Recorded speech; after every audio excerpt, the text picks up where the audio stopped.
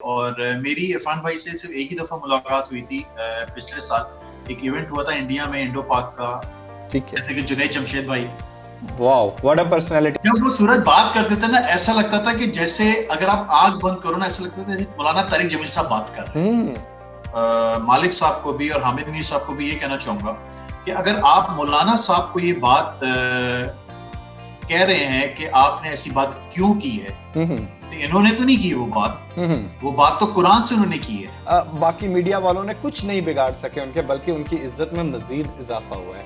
Exactly, बिल्कुल। जो media है, जो टीवी है, झूठ पर मबनी है, चाहे वो ड्रामा हो। कहाँ से सीखें, कैसे सीखें, वो अपने जहन में रखें। सही। टाइम की पंक्चुअलिटी, बड़ों की इज्जत और स्क्रिप्ट याद करें। बिल्कुल ठीक है। 1996 से मैंने मॉडलिंग स्टार्ट की थी। मुझे अच्छी तरह याद है, मुझे बाइक चोरी करते हुए पुलिस वालों ने पकड़ा था और बड़ा मारा था जेल में लेके जाके। जब मैं वापस घर आया ना, तो मेरे इस साइड पे ना दर्द हो रहा था। सही। मैंने कहा था निमरा बाजी, मैं उस वक्त बाथरूम साफ कर रहा था। मुझे शेख साहब कहते हैं कि यार माशाल्लाह यार, you are a very handsome chap, drama में क्यों नहीं काम करते यार? मैंने मस्ती की थी।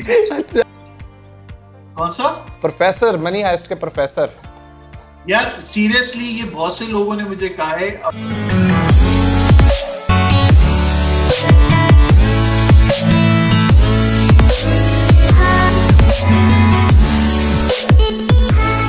आज थैंक यू वेरी मच नुशाबाज, जिन्होंने इतना अच्छा गेटअप कर दिया। और आज मेरे वार्डरोब टीम ने सोचा था कि मैं आज ये चश्मा लगाऊं। अब आज ये शो तो मैं चश्मा लगा के करने वाला हूं।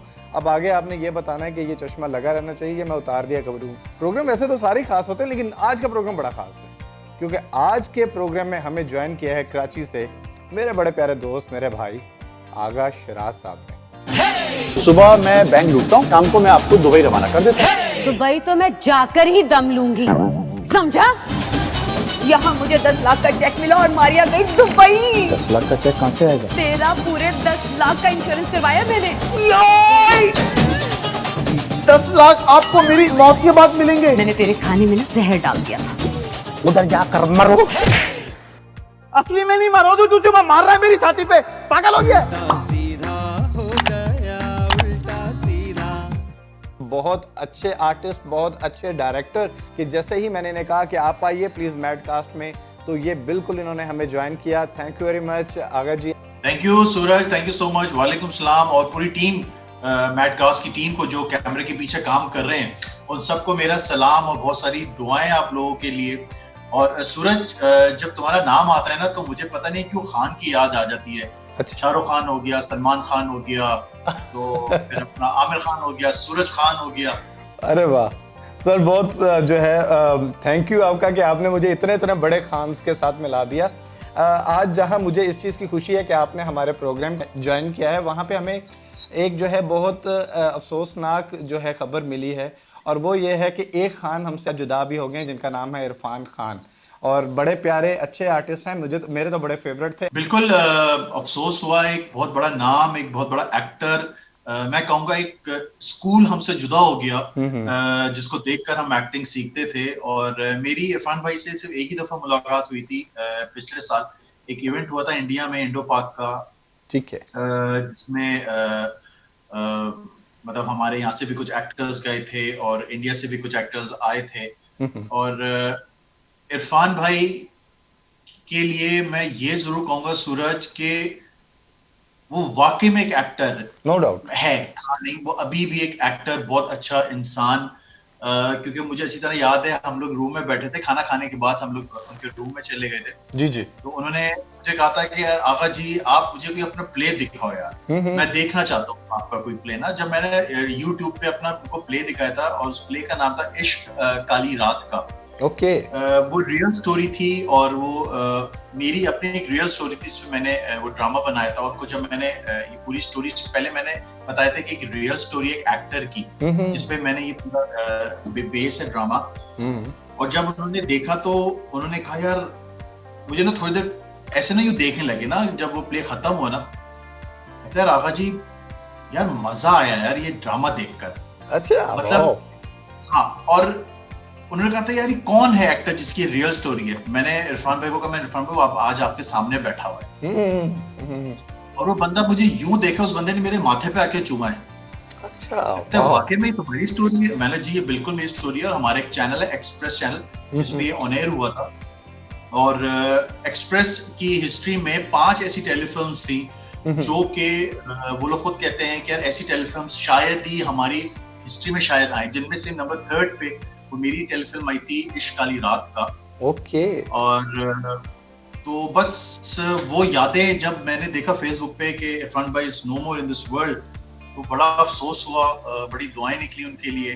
तो वो सारी पुरानी यादें जो हम होटल में बैठ के हमने बातें की थी, वो सारी मेरे इर्द गिर्द ना ऐसे ऐसे सितारों की तरह घूम रही थी कि बस दुआएं कर सकते हैं। सूरज जाना सब ने एक ना एक दिन जाना, बिल्कुल बेशक हर एक ने जाना कोई है। पहले चला जाता है, तो कोई बाद में जाता है, कोई बहुत लेट जाता है, कोई बहुत जल्दी चला जाता है जिसका हम सोच भी नहीं सकते, जैसे कि जुनैद जमशेद भाई। Wow, what a personality. अच्छा, जुनैद भाई जो है ना सूरज, मैं रहता हूँ डीएचए में ना, कराची में, तो हार्डली 10 मिनट की ड्राइव है मेरे घर से। ओके। तो सुबह 10 बजे से लेके 12 बजे तक हफ्ते में 3 दिन ना मैं उससे आगे क्लासेस लेता था। ओके। और सूरज आप यकीन करो कि उस शख्स के मुंह से मैंने कभी भी किसी की बुराई नहीं सुनी। मैं कभी कहता था ना कि जुनैद भाई वो शख्स, तो मुझे कहता ओए ना ना ना आगा ना, बुराई नहीं करना किसी की, याद रखना। जब वो सूरज बात करते थे ना, ऐसा लगता था कि जैसे अगर आप आंख बंद करो ना, ऐसा लगता था जैसे मौलाना तारिक जमील साहब बात कर रहे हैं। वाह। उनकी छवि आती थी जब भी मैं आंख बंद करके उनको सुनता था ना, मैं हमेशा उनको ये कहता था, मैंने बोला जुनैद भाई मैं जब भी आपको सुनता हूँ ना बात करते, ऐसा लगता है जैसे मौलाना साहब को मैं सुन रहा हूँ। तो बहुत खूबसूरत, बहुत खूबसूरत पर्सनालिटी है। मेरी अल्लाह से कि आप मुझे किसी तरह मौलाना साहब से भी मुलाकात करा दें। आमीन आमीन। मौलाना साहब हमारे मुल्क का बहुत बड़ा सरमाया है और मैं बहुत बड़ा सपोर्टर हूँ। और मैं सॉरी कोई ऐसी कंट्रोवर्शियल बात अभी तक अपने प्रोग्राम में करना नहीं चाहता था, लेकिन एक बात ये भी है कि मैं बिल्कुल डरता नहीं हूँ ये कहते हुए कि मौलाना साहब एक बहुत बड़ी शख्सियत हैं, बहुत बड़े दिल के मालिक हैं। ये जो अभी पीछे एक बहुत बड़ा मसला हुआ है, हमें बिल्कुल भी इस चीज़ में घबराना नहीं है। बिल्कुल क्लियर कट मैं कहता हूँ कि I am totally support to Maulana Tariq Jameel साहब। उन्होंने जो कहा है वो बिल्कुल सच कहा है। और देखें वो ये उनका बड़ापन है कि उन्होंने कहा कि बस ठीक है, मैं आप लोगों के साथ बहस करना, मैंने कहीं पे पढ़ा था कि वो एक बेवकूफ़ शख्स ने किसी से पूछा ना कि आप जो है ना मुझे कोई नसीहत फरमाए, तो उन्होंने कहा कि बेवकूफ़ से कभी जो है ना वो आप बहस मत करना। तो उसने आगे से जो है उस शख्स से पूछा कि आप कह तो ये रहे हैं कि बेवकूफ़ से बहस ना करना, इस बात की कोई दलील दें। तो उन्होंने कहा नहीं, क्या तुम भी ठीक रहे हो। मौलाना साहब ने बड़े अच्छे तरीके से कह दिया कि क्या तुम लोग ठीक रहे हो, भाई मैं माफ़ी मांग लेता हूँ, आप लोग अपने उस चीज़ पर रहें, लेकिन मीडिया को ख्याल करना चाहिए। और आपको पता है सूरज, और आपको पता है अगर मैं भी एक वीडियो अपलोड करने वाला हूँ बहुत जल्द। मौलाना तारिक जमील साहब ने जो बात की है ना, वो वही बात की है जो कुरान में है, और जो हमारे हुजूर सल्लल्लाहु अलैहि वसल्लम ने की है। बिल्कुल ठीक है। मैं आपके इस प्लेटफॉर्म के तवज्जो से मतलब मालिक साहब को भी और हामिद मीर साहब को भी ये कहना चाहूंगा कि अगर आप मौलाना साहब को ये बात कह रहे हैं कि आपने ऐसी बात क्यों की है, तो इन्होंने तो नहीं की वो बात तो कुरान से उन्होंने की है। बिल्कुल वो बात तो उन्होंने हुजूर सल्लल्लाहु अलैहि वसल्लम ने की है बात, और वही आगे उन्होंने कोट की है। ये अगर जी वो बात होगी जैसे चोर की दाढ़ी में तिनका होता है ना, तो उसको खुद अपना महसूस होने लग गया कि हाँ यार ये तो अच्छा, ये मुझे कहा गया है। तो ये ऐसा ही बात है। और मुझे इस बात की इंतहाई खुशी है कि इंडस्ट्री के बहुत सारे लोग ने, तकरीबन मैक्सिमम लोगों ने जो है मौलाना साहब को जो है इस बात के ऊपर सपोर्ट किया है। और ये वाकई ही जो है बड़ी तारीफ के काबिल बात है कि हमारी इंडस्ट्री के लोग मौलाना साहब की इतनी इज्जत करते हैं। और यकीन माने कि उन्होंने ये बाकी मीडिया वालों ने कुछ नहीं बिगाड़ सके उनके, बल्कि उनकी इज्जत में मजीद इजाफा हुआ है। एग्जैक्टली, बिल्कुल। और उल्टा अच्छा मालिक साहब के बारे में मैं कहूँ, मालिक साहब का अपना एक प्रोडक्शन हाउस था, और 2005 में इस्लामाबाद में मैंने इनकी एक टेलीफिल्म भी की है जो पीटीवी पे ऑन एयर भी गई थी। और उनका अपना प्रोडक्शन हाउस था, उन्होंने बकायदा मतलब टिकट देके मुझे बुलाया, वहां पे ठहराया इस्लामाबाद में, और उनके प्रोडक्शन के अंदर। और मुझे बड़ा अजीब सा फील हुआ कि और मालिक साहब बड़े ही कोई genuine type of a person वो शख्स है, क्योंकि पीटीवी एमडी भी रह चुके थे। जब ये पीटीवी एमडी रह चुके उस वक्त मेरी मुलाकात हुई और मुझे बड़ा बच्चा बच्चा कह के बेटा बेटा कह के पुकार। मैंने इनका ये दूसरा रूप देखा तो मुझे बड़ा अफसोस हुआ। तो मैं सोचा था मालिक साहब को मैं कॉल करके बोलूं कि मैंने सर जब आप एंटरटेनमेंट में थे तो बड़े अच्छे थे, आप न्यूज की तरफ चले गए तो बिगड़ गए आप।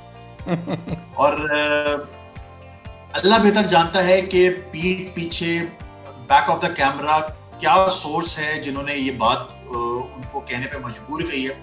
हामिद मीर साहब का मैं नहीं कहूंगा क्योंकि मेरी उनसे इतनी मुलाकात है नहीं, बिल्कुल, लेकिन मालिक साहब से मैं जरूर कहूंगा कि मतलब मालिक साहब आपको तो ये बात नहीं करनी चाहिए थी, क्योंकि आप खुद शोबिस से रिलेटेड एक बंदे हैं और आपको पता है मतलब सारी इन्स एंड आउट सारी चीजें पता है शोबिस की कि ये दुनिया जो मीडिया है, जो टीवी है, झूठ पर मबनी है, चाहे वो ड्रामा हो। आप देखें ना, हमारी शोबिस की फील्ड नाम ही शो है, दिखावा है, जिसका नाम ही शो है, दिखावा है और उसी के ऊपर बिजनेस करना है, तो इसमें कोई गलत बात नहीं की है। हकीकत बात तो यही है कि आप झूठ को जो है मतलब मैं अगर कोई चीज़ एक्ट कर रहा हूँ या आप कुछ एक्ट कर रहे हैं, एक्चुअली आप वो है तो नहीं, आप वो प्रिटेंड कर रहे हैं।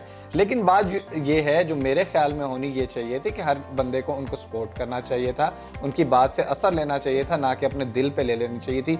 तो मैं एक ही बात कहूँगा हमारे तमाम मीडिया के सहाफ़ी लोगों से कि भाई नाराज़ होने वाली बात नहीं है, दिल पे नहीं लेते हैं, खुश खुश रहते हैं और आप खुश रहेंगे तो आपकी सेहत भी जो है वो अच्छी रहेगी। जी अगर सब आगे चलते हैं, अगर जी मुझे ये बताइए कि अगर हम इस प्रोग्राम को एक और रुख दें, न्यू कमर्स के लिए एक रास्ता बनाएं। मेरे पास बहुत सारे लोग आते हैं और कहते हैं कि हम कहाँ से सीखें, कैसे सीखें, राइट और रॉन्ग का हमें कैसे पता चले, क्योंकि आपको पता है बहुत सारे लोग ऐसे भी हैं जो प्रोडक्शन में सुनहरे ख्वाब दिखाते हैं, पैसे लूटते हैं। इवन कि मैंने कई लोगों को ऐसे देखा है जो घर की चीज़ें चोरी करके बेच के इस इंडस्ट्री में आने की कोशिश की है उन्होंने। आप मुझे बताइए कि अगर हम इस प्रोग्राम को एक रुख ये दें कि how to become an actor, तो आपको क्या लगता है कि वो कौन सी चीज़ें हो सकती हैं जो आपको एक अच्छा एक्टर बनने के लिए ज़रूरी हैं, क्योंकि आप एक्सपीरियंस्ड हैं माशाल्लाह, आपका इतना काम है। और अगर आप इस फील्ड में किसी और भी चीज़ में आना चाहते हैं, एक्टिंग के अलावा कोई डायरेक्शंस में या कोई और चीज़, तो वो कौन से राइट प्लेटफॉर्म्स हैं और वो कौन से जो हैं ट्रिक्स हैं जिनको यूज़ करना है, और वो कौन से सीक्रेट्स हैं जो अभी तक आम आवाम को नहीं पता? सूरज, जो न्यू कमर्स आना चाहते हैं, मैं सबसे पहले कहूँगा कि यार अपनी पहले स्टडीज कंप्लीट करें आप लोग, क्योंकि हर फील्ड में लाइट चली गई, कोई बात। A few moments later.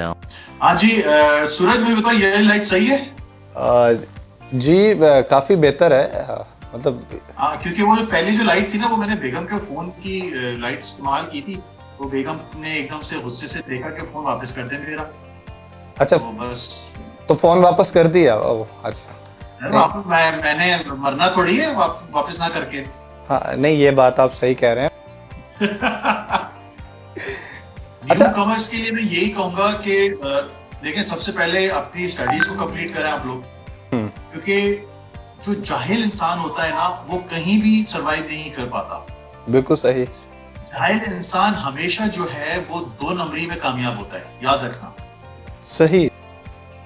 और दूसरी चीज, अगर आप लोग को मौका मिल जाता है न्यू कमर्स को ड्रामे में काम करने का, ठीक, 2-3 चीजें हैं जो अपने गिरा में बांध ले। नंबर 1, टाइम की पंक्चुअलिटी। सही। क्योंकि बहुत सारे प्रोड्यूसर डायरेक्टर्स घबराहट में भी ऐसे एक्टर्स को ले लेते हैं जो टाइम पे पंक्चुअल होते हैं। वो कहते हैं यार ये टाइम का पंक्चुअल है, ये तंग नहीं करता, यार इसको बुला लो। ठीक है। दूसरी चीज कि अपना स्क्रिप्ट जो है, जब भी आप स्क्रिप्ट ना कभी सेट पर लेकर मत आना। ओके। हमेशा जब भी कोई आपको डायरेक्टर प्रोड्यूसर कोई सीन दे, आपने वो सीन याद करके फिर सेट पर आना है। बिल्कुल। और अपने जुमलों के साथ आपने सामने वाले एक्टर्स की भी जुमले याद करने हैं। एक अच्छे एक्टर की यही निशानी होती है कि वो सामने वाले का जो जुमला होता है ना, उसको याद करे, यानी पूरी सिचुएशन को समझ कर आता है कि एक्चुअली सीन है क्या। क्योंकि होता ये है कि जब आप जुमले याद नहीं करते ना, और जब एक्टिंग कर रहे होते हैं ना, तो कभी कभार ऐसा होता है कि आपके जहन में back of your mind mind ना आपके जुमले याद हो रहे होते हैं और आप एक्टिंग कर रहे हो, जिसकी वजह से क्या होता है आपका फेस एक्सप्रेशन किल हो जाते हैं। बिल्कुल बिल्कुल सही कह रहे हैं, बिल्कुल सही कह रहे हैं आप। हाँ, और अपने सीनियर्स की इज्जत करना सीखो। बहुत जरूरी मुझे चीज। अच्छी तरह याद है 97 में 25 दिसंबर को मैं जब फर्स्ट टाइम काजिम पाशा साहब के रूम में गया था, तो मैंने उस वक्त शबीर जान साहब, फजीला काजी, नबील, तलत हुसैन साहब, असलम लाटर साहब, इन लोगों को देखा रूम में बैठे हुए रिहर्सल कर रहे थे। तो मैं ना तलत हुसैन साहब के बराबर में आके सीट पे बैठ गया। मुझे काजिम पाशा साहब कहते हैं खड़े हो। अच्छा, मैं थोड़ा परेशान हो गया, मैंने ये शायद मुझसे भी बदतमीजी हो गई, ये क्या हो गया जो काजिम साहब मुझसे ऐसी बात। उन्होंने कहा कि पहले आप तलत साहब से इजाजत लें और फिर उनके बराबर में बैठे।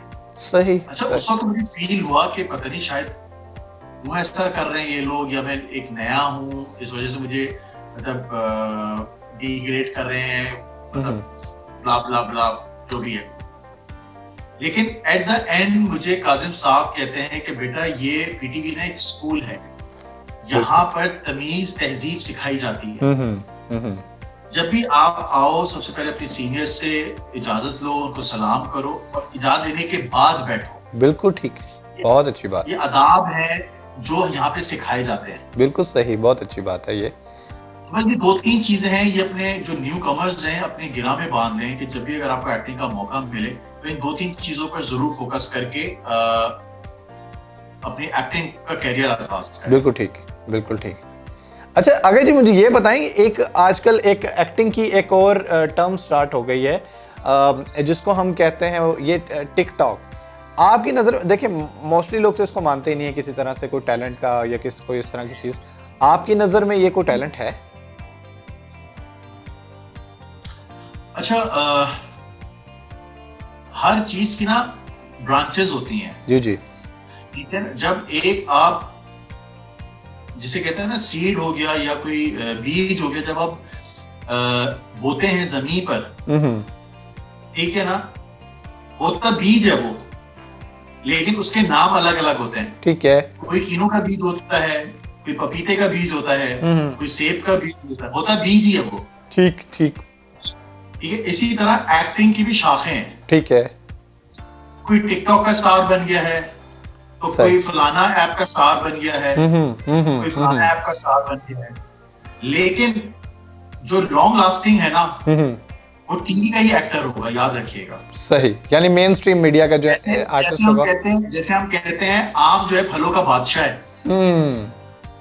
तो बस इसी तरह जो टीवी की जो एक्टिंग है ना वही बादशाह है, बाकी जो सब है वो उनके बच्चे हैं। बिल्कुल सच बात कही। आपका ये जो शोबिस की जर्नी है, आपका ये जो आगाज है इस इंडस्ट्री में, ये कैसे था? 1996 से मैंने मॉडलिंग स्टार्ट की थी। शयान मलिक रैम की दुनिया का बहुत बड़ा नाम था। ठीक है। पता नहीं वो किधर है। तो उनका सबसे पहले मैंने एक फैशन शो किया था। सही। उस वक्त बड़ा स्मार्ट सा था मैं, दुबला पतला सा, तो थोड़ा सा मोटा हो गया।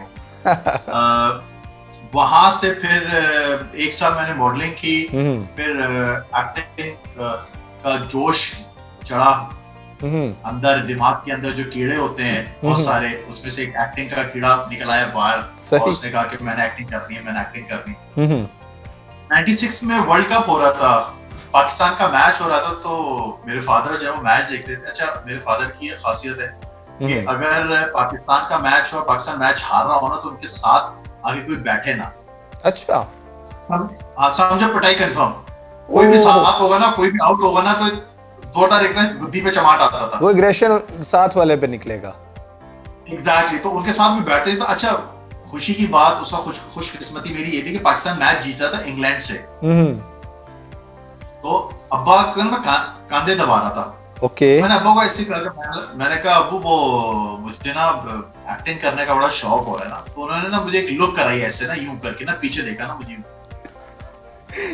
अच्छा। अच्छा, थोड़ी देर में मैंने पीछे हो गया, मैंने नहीं छोड़ा, मैंने नहीं करना ना एक्टिंग। अच्छा, मैच उस वक्त पाकिस्तान जीत रहा था, तो अब्बा का जो मूड था बड़ा अच्छा था, तो मैंने फिर कहा, मैंने भी है पीटीवी में। अच्छा, उस वक्त सिर्फ पीटीवी था और कोई चैनल नहीं था। तो अब्बू ने कहा कि हाँ पीटीवी कॉल करो, वहां पे डायरेक्टर होता है काजिम पाशा। उनको कॉल करो और उनको मेरा बताओ कि जी मैं सईद आलम साहब का बेटा बात कर रहा हूँ। वालिद साहब आपकी इसी इंडस्ट्री से थे पहले? नहीं, मेरे फादर थे पीआईए में, फिर उन्होंने पीआईए से रिटायरमेंट लेने के बाद उनकी कंपनी थी शहबाज ट्रेवल्स, पीआईडीसी में। ठीक तो है। जितनी भी टिकटिंग होती थी क्रिकेट टीम की, पाकिस्तान की क्रिकेट टीम की और पाकिस्तान शोबिस की, तो सारे के सारे पीटीवी जो थे वो मेरे फादर की ट्रैवल एजेंसी से टिकट्स बनवाते थे। सही सही तो सही। उस हिसाब से मेरे फादर की ना सारे डायरेक्टर्स से, जितने भी क्रिकेटर्स, इमरान जो हमारे अभी के प्राइम मिनिस्टर हैं खान साहब, उससे बड़े अच्छे मरासिम थे, अभी भी हैं।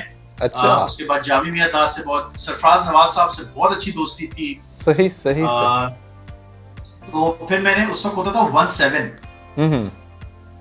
17 से मैंने पीटीवी का नंबर लिया और फोन किया और काजिम साहब से बात की, और फिर मैंने जब कहा जी काजिम साहब मैं सईद आलम साहब का बेटा बात कर रहा हूँ, तो हाँ बेटा बोलो क्या काम है। तो मैंने बताया कि जी काजिम अंकल मुझे ना ड्रामा में काम करने का बड़ा शौक। अच्छा। कहने लगे ठीक है तुम पीटीवी आ जाओ। अगले दिन मैं पीटीवी गया, तो उसके बाद जैसे मैं फर्स्ट टाइम मैं पीटीवी गया तो उस वक्त का मैं वाकया बता रहा हूँ आपको, जो तलत हुसैन साहब के साथ हुआ था कि जो ड्रामा बना के फौरन पहन गया था। ठीक है ठीक है। बस अच्छा, उसके बाद उन्होंने मुझे स्क्रिप्ट दे दी कि ये तुम स्क्रिप्ट याद करके आना।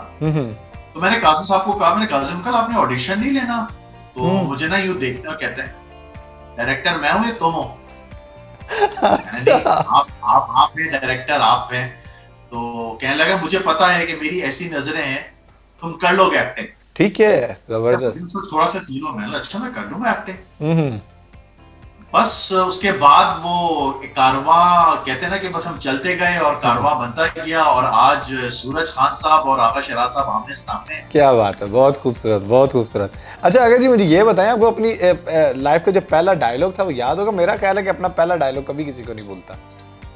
बिल्कुल याद है। सादिया हुसैन हमारी एक्ट्रेस हुआ करती थी पुरानी, उनके साथ मुझे ऐसी याद है कि मैं बाइक चोर था उस ड्रामे में, कशिश नाम था 97 में वो पहला प्ले, उसमें बाइक चोर था। और मुझे अच्छी तरह याद है मुझे बाइक चोरी करते हुए पुलिस वालों ने पकड़ा था और बड़ा मारा था जेल में लेके जाके। जब मैं वापस घर आया ना तो मेरे इस साइड पे ना दर्द हो रहा था। सही। मैंने कहा था मतलब निम्रा बाजी, और मुझे आज भी याद है वो निम्रा उनका नाम था उस कैरेक्टर का, निम्रा बाजी।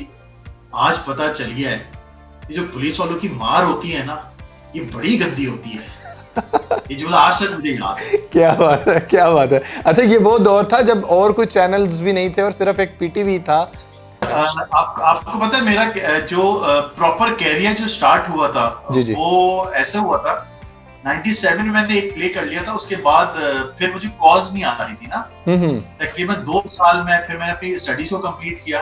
97 के बाद 99 में मैंने अपना होटल मैनेजमेंट में डिप्लोमा किया। ओके। और मैं अवारी टावर में जॉब कर रहा था, तो मेरी ट्रेनिंग हो रही थी हाउस कीपिंग में। हाउस कीपिंग में मुझे पता चला कि जावेद शेख साहब आ रहे हैं रूम 401। मुझे रूम भी आज तक याद है। मैं बता रहा हूँ ये बात 98 दिसंबर की। ओके। और मैं उस वक्त मैंने अपने फ्रंट ऑफिस मैनेजर को कहा कि मतलब सर इस जो फोर्थ वाला जो फ्लोर की जो सर्विस है अगर आप मुझे दे दें, क्योंकि शेख साहब आ रहे हैं, मुझे बड़ा शौक है उससे मिलने का। अच्छा उनको पता था मैंने एक प्ले किया हुआ था। सही सही। उन्होंने मेरी ड्यूटी ना फोर्थ फ्लोर पे लगा दी थी। ठीक ठीक। मैं उस वक्त बाथरूम साफ कर रहा था।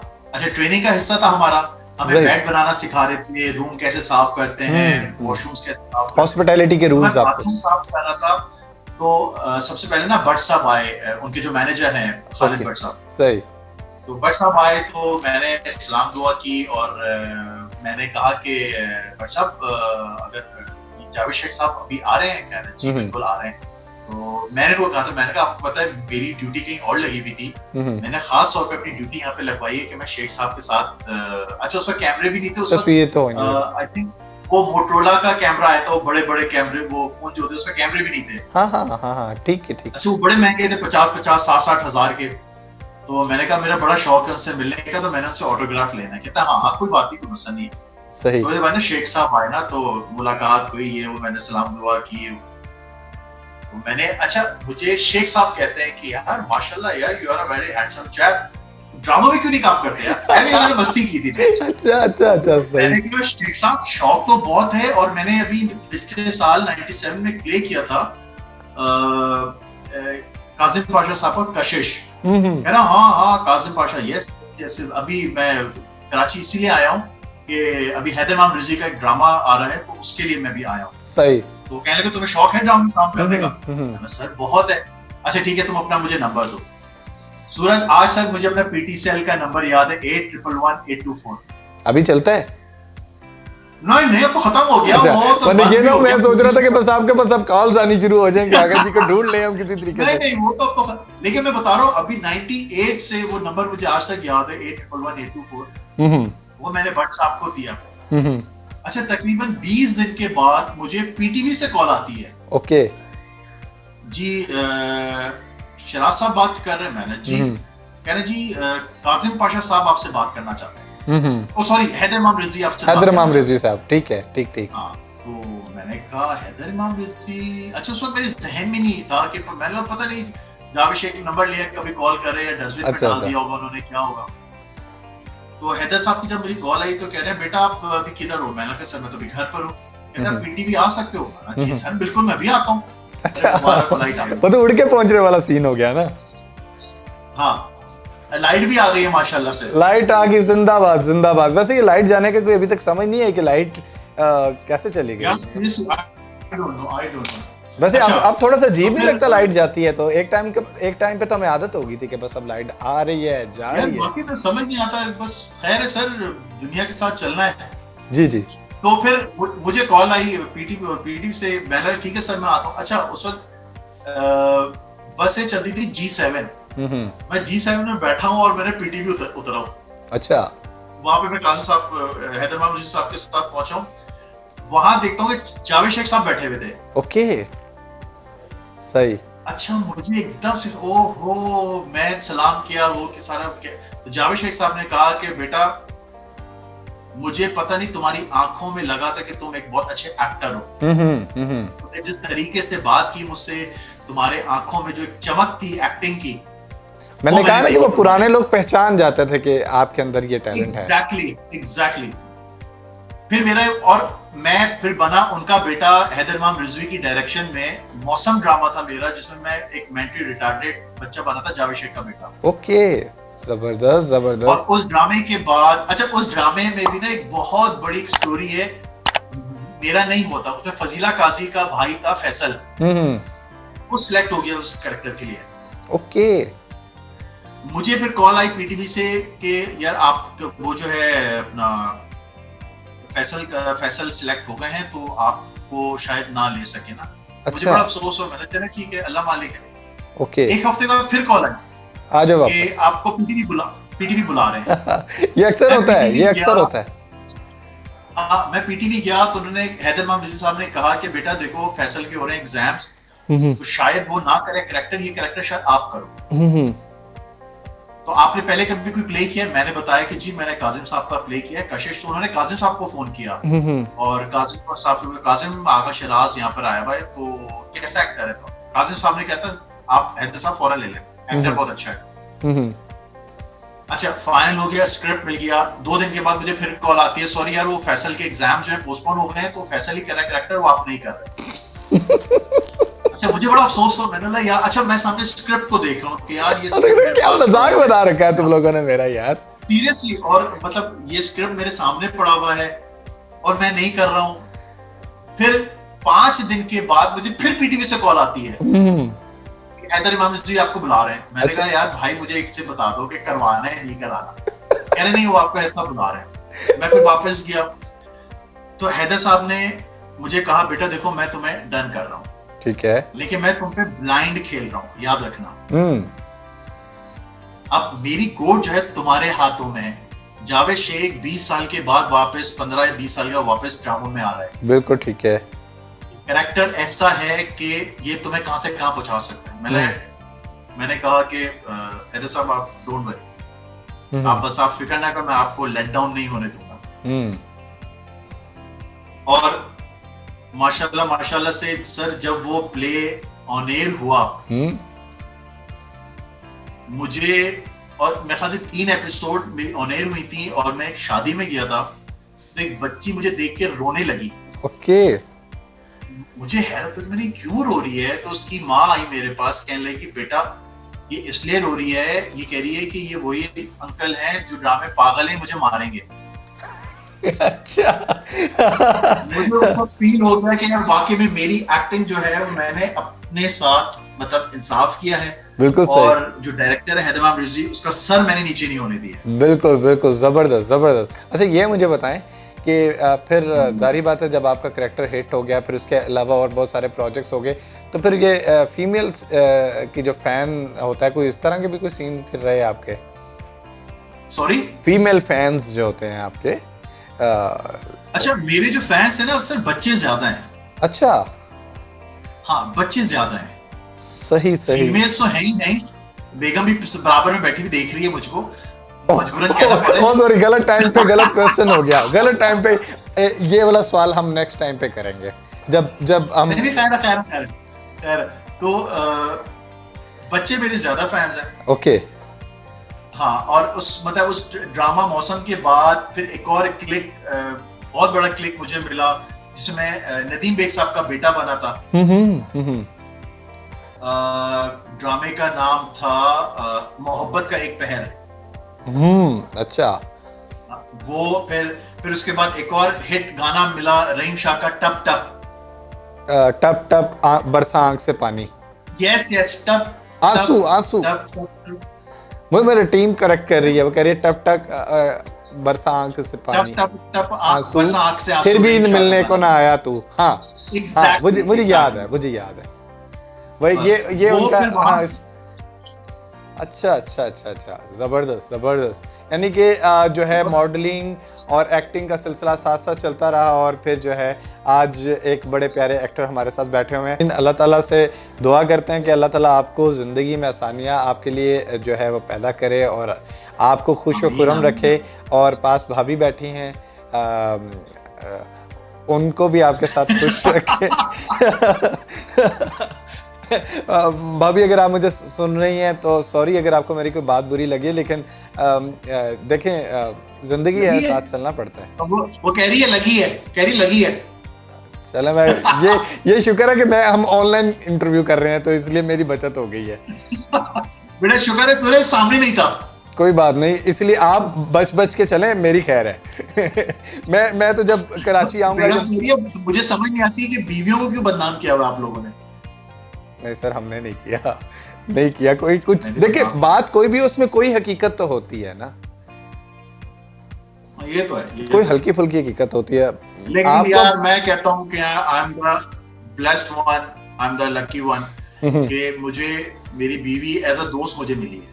जबरदस्त। मैंने आपका कल परसों फेसबुक पे एक स्टेटस पढ़ा था, ठीक है, और वो स्टेटस ये था कि जब आपको कोई डायरेक्टर बोलता है ना, तो आपको बड़ी खुशी होती है। तो डायरेक्टर साहब कैसे बने? डायरेक्टर साहब कैसे बने? ना का सूरज, मैंने अपने ड्रामे तुझे हीरो ले लेना है। देखिए, चेक कर लें साइड पोस्ट। आप बेशक डायलॉग भी बुलवा के चेक कर लें, मैं बहुत अच्छा बोलता हूँ। दो हीरो बैठे हुए हैं आमने सामने। अरे सर, थैंक यू। कोई बात नहीं, मुझे थोड़ी सी शर्म आ रही है अब ये कहते हुए, थोड़ी सी शर्म आ रही है मुझे। Thank you. लेकिन तुमने चश्मा पहना हुआ है ना, ये चश्मा बड़ा सूट कर रहा है। ना करें जी, ना करें। मैं पहले बड़ा जो है ना एम्बैरस फील कर रहा हूँ ये चश्मा पहन के। लेकिन आपका चश्मा जो है ना वो बेला चौक की याद दिला रहा है। वो मनी हाइस्ट आपने देखा है? प्रोफेसर। कौन सा प्रोफेसर? मनी हाइस्ट के प्रोफेसर। यार सीरियसली, ये बहुत से लोगों ने मुझे कहा है, और ये ग्लासेस जो है ये मैं पिछले साल सितंबर में मैं जा रहा था हैदराबाद, तो ये मैंने वहां से लिए थे क्योंकि मेरी आईसाइट वीक है, मेरे लेंस थोड़े से खराब हो गए थे। अच्छा, ये मुझे 2-3 लोगों ने कहा भैया प्रोफेसर लग रहे हो। आपने देखा है मनी हाइस्ट? देखा है अभी तक कि नहीं देखा? यार मेरे पास नेटफ्लिक्स का वो नहीं है, अकाउंट नहीं है। हाँ हाय, तो किसी दोस्त से मांगे। मैंने भी तो यही किया है, और हमारी आधी अवाम ने यही किया, अपने दोस्तों से मांगते हैं। यार क्या हो गया, ये भी तो रखने वाली चीज है। सब कह रहे हैं यार हमारा अकाउंट दिया हुआ है मैंने सबको। ओहो, अच्छा आप एक काम करें ना, आप अपने क्रेडिट कार्ड पे पहला महीना फ्री होता है, कर लिया करें।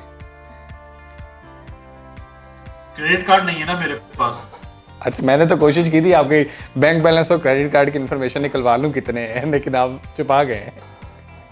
कोई बात नहीं, डेबिट कार्ड से यार मेरे पास अभी तकरीबन, नहीं मैं बता देता हूँ मेरे अकाउंट में कितने पैसे हैं। तकरीबन होंगे 875 रुपए पड़े थे अभी लास्ट जो मैंने देखे थे। माशाल्लाह, बहुत है। और ये एक अकाउंट में, जो असल वाला अकाउंट है वो नहीं बता रहा। ठीक है, वो मुझे पता है, वो कोई बात नहीं, वो खान साहब की ड्यूटी लगाता हूँ। इमरान खान साहब चेक करें खान साहब कितना बाकी ये छुपा रहे हैं। सर मुझे कॉल आ गई थी बीच में। अच्छा, मुझे, लेकिन सर फाइलर हूँ, सब चीजें पूरा प्रॉपर डॉक्यूमेंट दिखाए मैंने जी, ये देखिए। अच्छा, जमा कराते हैं टैक्स वैक्स सब पूरा प्रॉपर, माशाल्लाह माशाल्लाह। चले, आपने भी मेरी तरह ये एक अच्छी आदत अपनाई हुई है अल्हम्दुलिल्लाह। मैं खुद फाइलर हूँ, अपनी सारी टीम को मैंने फाइलर करके बैठाया हुआ, कोई बंदा भी बगैर टैक्स दिए नहीं बैठेगा। तो ये बड़ा ज़रूरी है, और यही टैक्स के पैसे जो हैं ये आज इस मुश्किल वक्त में हमारे काम आ रहे हैं। अच्छा, अगर जी डायरेक्टर वाली बात तो बीच में ही रह गई। हाँ, अच्छा, मुझे बड़ा मजा आता है, मतलब कोई मुझे कहते हैं ना डायरेक्टर साहब, तो बड़ा बड़ा अच्छा फील होता है। क्योंकि अच्छा, मुझसे शाइस्ता के शो में मैं गया था, जियो में जब शाइस्ता थी, तो शाइस्ता ने मुझसे पूछा था तुमने डायरेक्शन क्यों स्टार्ट की। मैंने कहा शाइस्ता को, शाइस्ता डायरेक्शन मैंने इसलिए स्टार्ट की ताकि मैं नए आने वाले बच्चों को बता सकूं कि एक्टिंग होती क्या है। अखबार पढ़ना सिर्फ एक्टिंग का नाम नहीं है। ठीक है, बिल्कुल सही है। डायलॉग फेंक देना एक्टिंग का नाम नहीं है। ठीक है, क्योंकि हर जुमले की एक अपनी ताकत होती है, उसकी एक वर्थ है, उसका एक वैल्यू है। हर अल्फाज की एक ताकत होती है। जैसे कि मैं एग्जांपल देता हूँ हर किसी को, अगर जैसे मैं किसी को गाली दूं या कोई आपको गाली दे या मुझे गाली दे, तो हमारा रिएक्शन गुस्से का होगा। बिल्कुल। अच्छा, अगर जी यहाँ मैं आपको एक बड़ा अच्छा शेर सुनाऊंगा। मेरे वालिद साहब चूँकि वो खुद इस इंडस्ट्री से हैं, शोबिज़ इंडस्ट्री से हैं, और उन्हीं से मैंने इंस्पिरेशन ली और इस फील्ड में आया, तो उनका वो बड़ा अच्छा एक शेर, अक्सर जब वो हमें पढ़ाते थे एक्टिंग के बारे में, उनसे सीखता भी था, तो एक बड़ा अच्छा शेर बोलते होते हैं कि अल्फाज खुद अपने मायने की तरह होता है, प्यास का जायका पानी की तरह होता है। यानी कि जितनी आपको जैसी प्यास है, आपके जो लफ्ज़ हैं उसकी वैल्यू उस तरह से बढ़ जाती है। तो सर क्या बात बोली। तो ये हमने अपने उस्तादों से सीखा है, वो वर्ड्स की डिलीवरी और ये सारी चीज़ें, ये बहुत इम्पॉर्टेंट मुझे लगती हैं।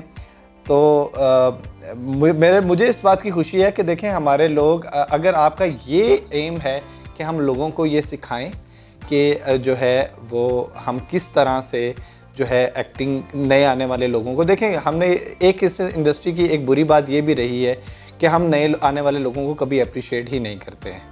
ठीक है, बिल्कुल सही, बिल्कुल सही, बिल्कुल तो सही। अगर आपने इस नीयत से डायरेक्शन स्टार्ट की है कि आप नए लोगों को आगे लाएं, तो ये वाकई हमारे लिए बहुत इम्पॉर्टेंट है। आप हमारे जो है देखने वालों को एक क्या मैसेज देंगे आज के हालात के हवाले से, और उन लोगों को भी क्या मैसेज देंगे जो अभी इस फील्ड में आना चाहते हैं? जो इस फील्ड में आना चाहे उनको तो मैंने बता दिया, 4-5 चीजें है। वो अपने जहन में रखें। सही। टाइम की पंक्चुअलिटी, बड़ों की इज्जत और स्क्रिप्ट याद करें। बिल्कुल ठीक है। और दूसरी चीज जो है वो ये है कि जो आजकल के हालात चल रहे हैं, आप देख रहे होंगे बहुत